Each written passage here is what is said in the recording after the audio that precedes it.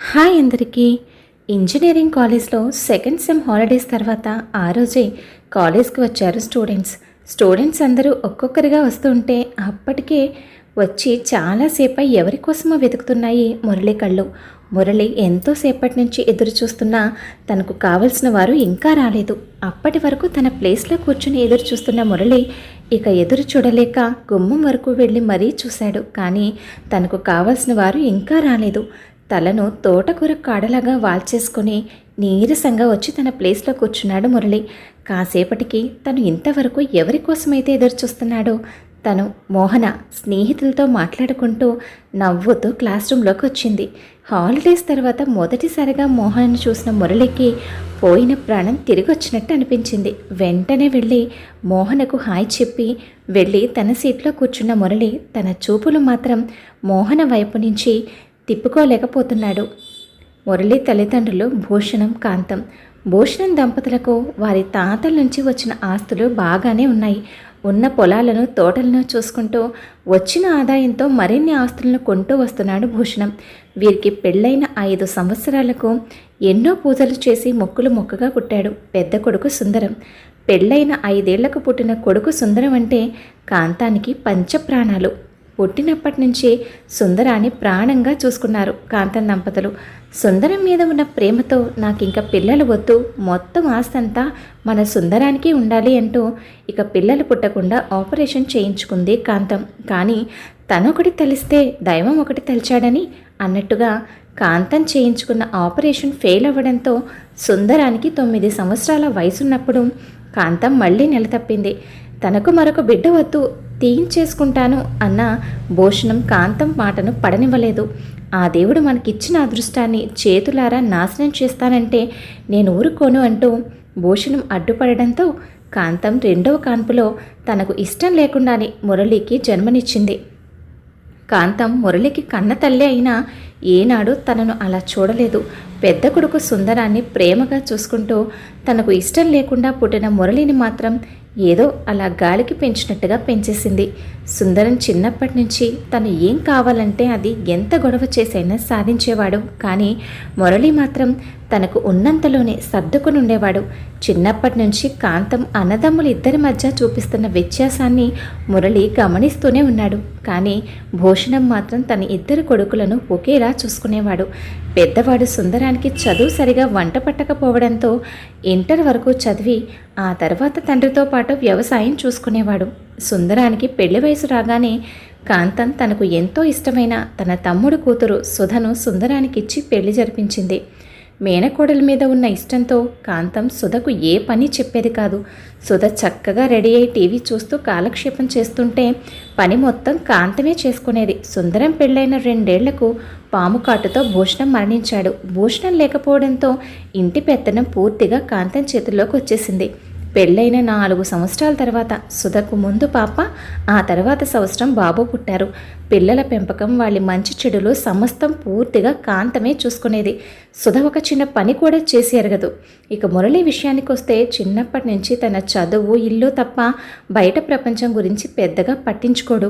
BTech చదువుతున్నప్పటికీ మురళికి స్నేహితులు కూడా పెద్దగా ఎవరూ లేరని చెప్పాలి.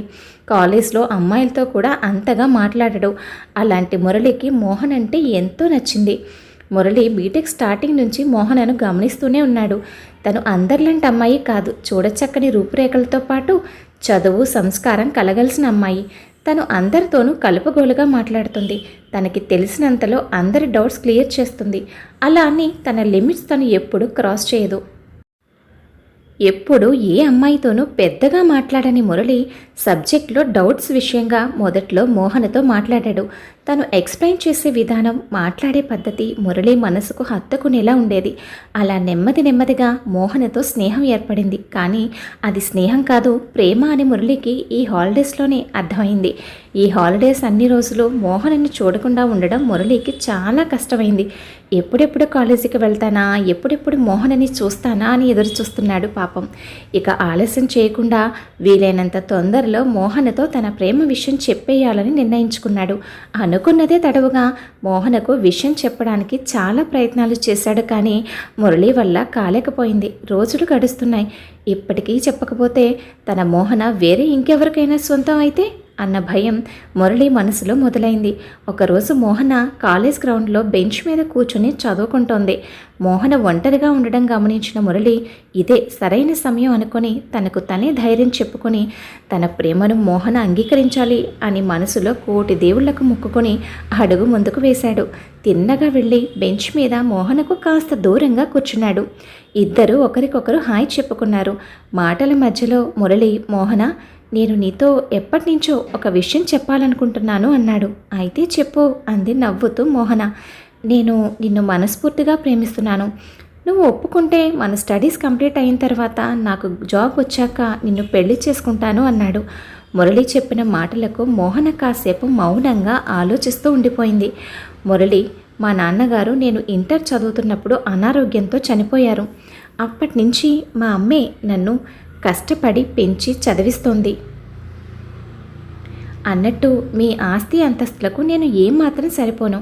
నా జీవితానికి సంబంధించిన ఏ నిర్ణయం అయినా మా అమ్మతో చెప్పి బాగా ఆలోచించిన తర్వాతే తీసుకుంటాను. నాకు కొంచెం సమయం కావాలి అంది. తప్పకుండా మోహన, నీకు కావాల్సినంత టైం తీసుకొని బాగా ఆలోచించిన తర్వాతే నీ నిర్ణయం చెప్పు. నీ సమాధానం కోసం నేను ఎదురు చూస్తూ ఉంటాను. అలాగే పెళ్లి చేసుకోవడానికి కావాల్సింది ఆస్తి అంతస్తులు కాదు, రెండు కలిసిన మనసులు అన్నాడు మురళి. ఆ రోజు రాత్రి ఇంటికి వెళ్ళిన తర్వాత మోహన మనస్సంతా మురళి చెప్పిన దాని గురించే ఆలోచిస్తుంది. మురళి మనిషి మంచివాడు, బాగా చదువుతాడు, ఎదుటివారి అభిప్రాయాలకు విలువిస్తాడు. అందరి అబ్బాయిలాగా ప్రేమిస్తున్నానని వెంటపడకుండా జాబ్ వచ్చిన తర్వాత పెళ్లి చేసుకుందామా అని అడిగాడు. అసలు మురళి ప్రపోజ్ చేసిన విధానమే మోహనకు తెగ నచ్చేసింది. ఆ రోజు సాయంత్రం ఇంటికి వచ్చిన దగ్గర నుంచి మోహన ప్రవర్తనలో మార్పును ఆమె తల్లి సుమతి గమనిస్తూనే ఉంది. మోహన దగ్గరకు వెళ్ళి, ఏంటి తల్లి, ఈరోజు కాలేజ్ నుంచి వచ్చిన దగ్గర నుంచి నీ ప్రవర్తనలో ఏదో తేడా కనిపిస్తుంది అంది. దాంతో విషయం మొత్తం తల్లితో చెప్పింది మోహన. నీ జీవితానికి ఏది మంచో ఏది చెడో నిర్ణయం తీసుకునే విధంగానే నేను నిన్ను పెంచానమ్మా. నువ్వు చెప్తున్న దాన్ని బట్టి చూస్తే అబ్బాయి మంచివాడిలాగే ఉన్నాడు. నీ ఇష్టమమ్మా అంది సుమతి. మరుసటి రోజు మురళితో తన అంగీకారాన్ని తెలిపింది మోహన. అప్పటి నుంచి ఇద్దరు ఒకరినొకరు మరింతగా అర్థం చేసుకుంటూ తమ పెళ్లి జరగాలంటే క్యాంపస్ సెలక్షన్లోనే మంచి జాబ్ కొట్టాలనే ఆశయంతో మరింత కష్టపడి చదువుతున్నారు. వారు అనుకున్నట్లుగానే ఇంజనీరింగ్ కంప్లీట్ అయ్యేసరికి ఇద్దరికి ఒకే కంపెనీలో మంచి ఉద్యోగాలు వచ్చాయి. మరోవైపు కాంతం చిన్న కొడుకు చదువు పూర్తయ్యాక ఉద్యోగం రాగానే పెళ్లి చేయడానికి తన చెప్పు చేతల్లోనే ఉండే వాళ్ళ బంధువుల అమ్మాయిని చూసింది. అది తెలిసిన మురళి తల్లితో తన ప్రేమ విషయం చెప్తే ఒప్పుకోదని ఒక మంచి ముహూర్తం చూసి గుడిలో మోహన మెడలో తాళి కట్టి ఇంటికి తీసుకెళ్లాడు. తనకు చెప్పకుండా కొడుకు చేసిన పనికి నవదంపతులు ఇద్దరిని నానా మాటలు అంది కాంతం. మొత్తానికి ఇద్దరిని ఇంట్లోకైతే రానిచ్చింది, కానీ మోహనని ఇంట్లో పెట్టి నరకం చూపించింది. తను పెట్టే బాధలు తట్టుకోలేక కోడలు కొడుకును వదిలిపెట్టి వెళ్ళిపోవాలి అనుకుంది. దానిలో భాగంగానే ఆ ఇంటి కోడలు ఉద్యోగం చేయడానికి వీలు లేదని కండిషన్ పెట్టింది. వేరే దారి లేక ఆ కండిషన్కి ఒప్పుకుంది మోహన. కాంతం పెద్ద కోడలు తిని కూర్చుని ఇంటి మొత్తం పని ఉదయం లేచిన దగ్గర నుంచి పడుకునే వరకు అంతా మోహన పైనే వదిలేసేవారు. ఆఖరికి పెద్ద కొడుకు పిల్లల ఆలన పాలన వారి పనులన్నీ మోహనే చేసేది. ఇంతా చేస్తున్నా మోహనకి కనీసం తిండి కూడా పెట్టకుండా హింసించేవారు. అయినా మోహన ఈ విషయాన్ని భర్తతో చెప్పేది కాదు. భార్య తనతో ఏమీ చెప్పకపోయినా తన తల్లి గురించి పూర్తిగా తెలిసిన వాడైన మురళి మోహన ఆరోగ్య పరిస్థితిని చూసి అక్కడ జరుగుతున్నదంతా గ్రహించాడు. ఇంకా తను ఆ ఇంట్లోనే ఉంటే తల్లి తన భార్యను బ్రతకనివ్వదని గ్రహించి మోహన్ను తీసుకుని ఇంటి నుంచి బయటకు బయలుదేరాడు.